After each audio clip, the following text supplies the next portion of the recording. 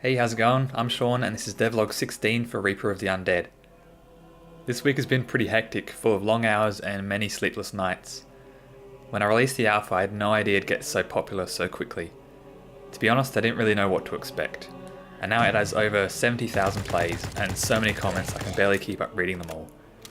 It takes quite a bit to get used to all the criticisms that come in. You know you shouldn't take them personally, but you just can't help but feel guilty. And this is where the sleepless nights come in. It just plagues your mind and you feel like you need to fix all the issues as soon as possible. Hence why the game's already been updated 5 times this week. I have to say though, with all the positive comments and people making gameplay videos, it makes the whole thing worth it. It's such a good feeling when someone plays your game, and it makes it even better when they actually enjoy it and have good things to say about it. Alright, so onto the updates. If you've been following the game, you probably already know what's been updated, but for future reference, I'll just go through them anyway. So I noticed that some people thought that the souls were attacking them, like they were getting shot at or something. To try to remedy that, I've made them a bit more transparent and a bit less bullet-like. I don't think I'm going to completely fix that issue, but I think this should help. One of the main complaints for the game is that you'd spawn into a level and be instantly surrounded. It felt completely unfair, but for the longest time I just didn't have a solution. I was thinking way too logically about this, and I didn't see the simple solution staring at me the whole time. I was thinking I'd have to find the most open area in the level and move the player there, but what I didn't think to do was just generate a bigger area when the player spawns. So that's what I ended up doing, just generating an open area at spawn and increasing the distance from the player that enemies can spawn. People really seem to appreciate this, I just wish I'd thought of it sooner. Another small quality of life improvement is that the last 3 enemies will automatically start going after the player. This is to prevent the player from having to look for that one last enemy that just decides they want to hide in the corner. So onto the new things that have been added. I've added an additional 3 weapons, which are burst rifle, SMG and shotgun. These are all locked to begin with and you have to complete runs to unlock them, which is actually another change that I've made. Before, the game just kept going until you died, but people didn't like when they didn't get any more upgrades. What I've done is capped it at stage 14. That constitutes a completed run, and after completing stage 14, you unlock a new weapon.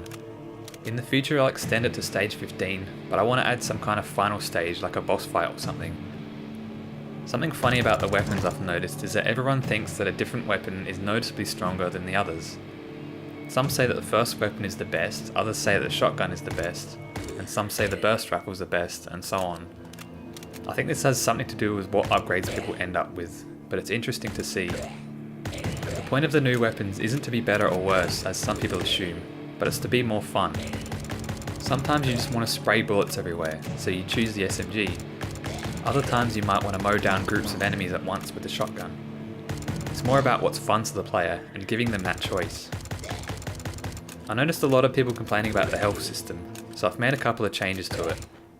The first one is that when you got surrounded, there was no way of getting out. All your health will just disappear instantly. To fix this, I've added half a second of invincibility frames. Now you've actually got a chance of shooting your way out before they take all your health.